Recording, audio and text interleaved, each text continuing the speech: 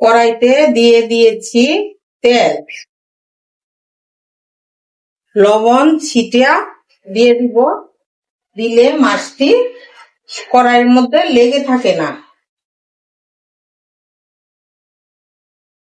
কড়াইতে মাছ ছেড়ে দিয়েছি, মাছটি ভেজে নিব।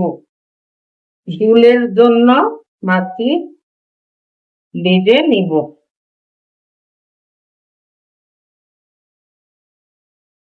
মাছটি তুলে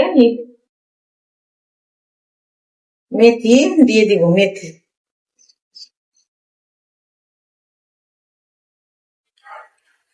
তরকারি দিয়ে দিব।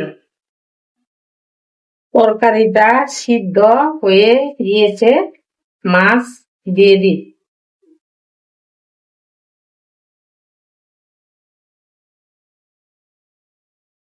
নুন দিয়ে দিব। তরকারির ঝোলটা যত সিদ্ধ করিবেন তত তরকারিটা স্বাদ হবে।